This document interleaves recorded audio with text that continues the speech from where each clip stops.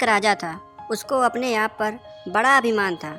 उसको लगता था कि वो सब जानता है, उसमें बहुत ज्ञान है। राज्य में उसके मंत्री और दूसरे सभापति उसकी चापलूसी करते थे। राजा ने कई ज्ञानियों से ज्ञान ले लिया था।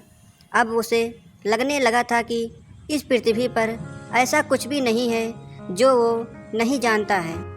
इस अभिमान से भरे उस राजा ने एक दिन अपने राज्य में यह घोषणा करवाई कि जो भी राजा के सामने 3 ऐसी बात लेकर आएगा जो राजा नहीं जानते हैं तो राजा उसे अपना आधा राज्य दे देंगे। लेकिन ध्यान रहे, अगर वो राजा के सामने आकर ऐसा करने में असमर्थ होता है तो राजा उसे दंड स्वरूप मृत्यु दंड देंगे।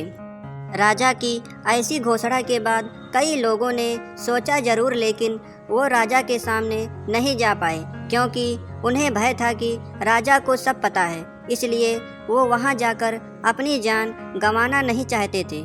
कई दिनों बाद एक बुद्धिमान और चतुर युवक को राजा के इस संदेश का पता चला। युवक का नाम सरस था। वो नगर के बाहर रहता था। वो राजा की सभा में पहुंचा। राजा की सभा में मंत्री के साथ नगर के प्रतिष्ठित लोग भी थे ताकि राजा का निर्णय सभी को पता चले। साथ ही राजा कुछ गलत नहीं करता ऐसा नगर वासियों को ज्ञात हो। सब सोच रहे थे कि यह मूर्ख राजा की सभा में मरने को आ गया। राजा भी उसे देखकर खुश हुआ। राजा ने उससे पूछा, अच्छा क्या नाम है तुम्हारा? युवक बोला, सरस। राजा बोला कि अच्छा, तो तुम ऐसा कुछ जानते हो जो मैं नहीं जानता? युवक बोला, हाँ महाराज, मैं ऐसा बहुत जानता हूँ जो आप नहीं जानते।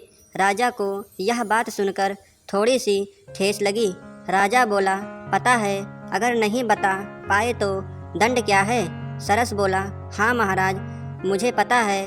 राजा बोला, तो बताओ फिर मैं क्या नहीं जानता?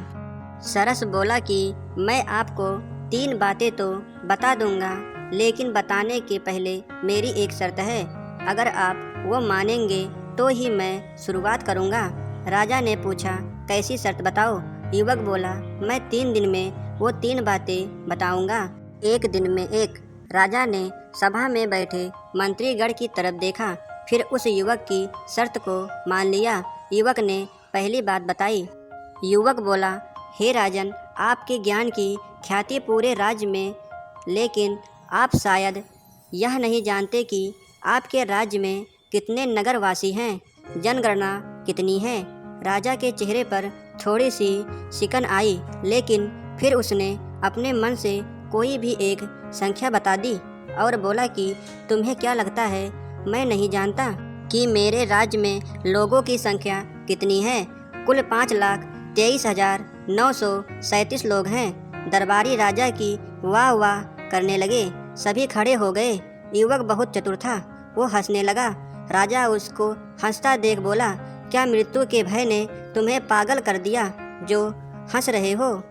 युवक बोला, नहीं, मेरी मृत्यु आज तो नहीं है, क्योंकि आपका जवाब गलत है। अभी यहाँ आने के पहले पास के गांव के बुजुर्ग मनोहर काका का स्वर्गवास हो गया था और पास के गांव में ही आज 3 नवजात शिशु का भी जन्म हुआ है।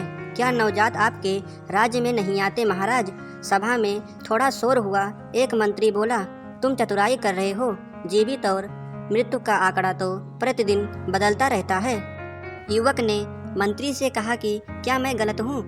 आप बस इसका उत्तर दीजिए। राजा की सभा में विचार विमर्श हुआ। सभा में मंत्री के साथ आम जनता के प्रतिष्ठित लोग होने के कारण युवक को आसानी से गलत नहीं ठहराया जा सकता था, इसलिए युवक की एक बात सही ठहराई गई। युवक चला गया और कहा कि मैं अगले दिन फिर आऊँगा। राजा को थोड़ी चिंता होने लगी। उसने कहा कि इस युवक पर नज़र रखी जाए, साथ ही ऐसे आंकड़े संबंधित जानकारी रात में संशोधन करके मुझे बताई जाए। अगले दिन युवक सभा में आया। उसके चेहरे पर आत्मविश्वास देखकर राजा को थोड़ी घबराहट हुई कि अब यह क्या पूछेगा। युवक खड़ा हुआ और मुस्कुराते हुए बोला, हे राजन, आपने सभी प्रकार का ज्ञान अर्जित किया है, मैं जानता हूँ, लेकिन कभी कभी मनुष्य दूर का देखने में अपनी पास की वस्तुओं का महत्व नहीं जान पाता। राजा बोला, बताओ भी, मैं क्या नहीं जानता। युवक बोला, आप इस विशाल राज सिंहासन पर विराजमान हैं, क्या आप जानते हैं इस सिंहासन को किसने बनवाया था? राजा बोला, हाँ, यह मेरे दादाजी ने बनवाया था। फिर इस पर मेरे पिताजी बैठे और उनके बाद हम और हमारे बाद हमारा उत्तराधिकारी। यह तो हमें पता है। सभा में बैठे मंत्री सभी प्रसन्न हो गए। युवक बोला, मुझे पता है, यह आपको पता है, लेकिन मैं आपको जो बताना चाहता हूँ वो आपको नहीं पता है। इस सिंहासन के 4 पैर न होकर 5 पैर क्यों हैं? बीच में एक मोटा पैर क्यों रखा गया है? राजा बोला, यह मजबूती प्रदान करने के लिए होगा।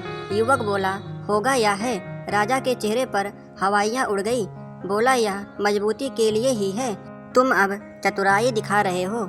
युवक बोला, नहीं महाराज, मैं आपको बता देता हूँ। आपके दादा पुष्कर नाथ महाराज ने करीब 50 सालों तक इस राज्य पर राज किया। उनके 50 साल पर यह सिंहासन उन्हें उस समय पुरस्कार स्वरूप मिला था। यह 5 पैर उनके मजबूत 50 साल के लिए थे, हर एक पैर 10 साल के लिए। राजा अपने सभापतियों की तरफ गुस्से से देखता है कि उन्होंने यह बात उसे क्यों नहीं बताई। राजा उस युवक को बोलता है, तुम्हारे पास इसका क्या प्रमाण है? तुम अभी तो युवक हो, इतनी पुरानी बात तुम्हें कैसे पता है? वो युवक बोला, इस प्रश्न का उत्तर आपको मेरी तीसरी बात में पता चल जाएगा, जो आप नहीं जानते। अभी मैं चलता हूँ। राजा अपने मंत्रियों से बोलता है, आज रात्रि में मुझे इस युवक की पूरी जानकारी चाहिए। कल किसी भी कीमत पर यह ऐसा कुछ नहीं बताए जो मुझे ज्ञात ना हो। मैं अपना आधा राज्य नहीं खो सकता। अगले दिन वो युवक फिर सभा में आता है। राजा उसको देखकर बोलता है, आओ, मुझे पता चल गया कि तुम कल सच बोल रहे थे, क्योंकि यह सिंहासन तुम्हारे दादाजी ने बनाया था और मेरे दादा को दिया था, इसीलिए तुम यह जानते थे। लेकिन अब तुम्हारे पास ऐसा कुछ नहीं जो मैं नहीं जानता। तुम्हें अब दंड मिलना तय है, क्योंकि हम राजा अपने कहे वचन को नहीं टाल सकते, इसीलिए तुम्हें दंड तो मिलकर ही रहेगा। युवक मुस्कुराते हुए बोला कि आपके मुंह से यह बात अच्छी नहीं लगती महाराज, क्योंकि आप उसी परिवार से जो अपने वचन से मुकर जाते हैं। सभा में शोर मच गया। राजा गुस्से से चिल्ला कर बोला, तुम्हारी इतनी हिम्मत, तुम हमारे परिवार के लिए ऐसे शब्द का प्रयोग कर रहे हो? कौन सी बात से मुकरा हमारा परिवार? युवक बोला, अच्छा, आपको नहीं पता? मुझे लगा कि आपने सब पता लगा लिया तो शायद वो भी पता लगा लिया होगा। राजा बोला, क्या? युवक बोला, जब मेरे दादाजी ने यह पुरस्कार आपके दादाजी को दिया था तब उन्होंने प्रसन्न होकर उन्हें 200 एकड़ जमीन और 500 सोने की मुद्रा भेंट देने की घोषणा की थी। लेकिन उसके कुछ दिन बाद ही आपके दादाजी का स्वर्गवास हो गया था। तब मेरे दादाजी ने कहा था कि जो भी महाराज होगा वो हमारी भेंट आज नहीं तो कल हम तक ले आएगा। तब से हम अभी तक प्रतीक्षा कर रहे हैं। प्रतीक्षा में पहले मेरे दादाजी गए, फिर मेरे पिताजी। आपने यह घोषणा करवाई तो मुझे लगा कि यह सही अवसर है आपको यह भी बताने का। ऐसे तो आपको सब ज्ञात है। अब आपको अगर यह नहीं पता था तो मुझे आधा राज्य दीजिए। अगर पता था तो पहले आप अपने दादाजी की बात रखेंगे या अपनी? यह निर्णय मैं आप पर छोड़ता हूँ। आप जो भी लेंगे मुझे स्वीकार है। राजा को भरी सभा में यह सब सुनना पड़ा। राजा को अपने पूर्वज का भी सम्मान करना था, नहीं तो उसकी छवि खराब हो जाती। साथ ही अगर वो कहता कि उसे नहीं पता था तो उसे आधा राज्य देना पड़ता। राजा अपने ही जाल में फंस गया था। उस युवक के चेहरे पर मुस्कान थी। उसे पता था कि अब उसे मृत्यु दंड तो नहीं मिलेगा। राजा ने कहा कि यह भी मुझे पता है, लेकिन पता होने के बाद भी मैं इस युवक को दंड नहीं दे रहा, क्योंकि पहले मैं अपने दादाजी का दिया वचन पूरा करूंगा। इसीलिए आज तुम्हें दंड नहीं बल्कि मेरे दादाजी का दिया हुआ पुरस्कार मिलेगा। सभा में तालियां और राजा की जय जयकार हुई, लेकिन राजा उस युवक की तरफ ही देखता रहा और खुद को इस तरह का प्रयोजन करने के लिए कोसता रहा। आपको यह कहानी कैसे लगी कमेंट करके हमें ज़रूर बताइए। इस तरह की अच्छी कहानियाँ आप यहाँ सुन और देख सकते हैं।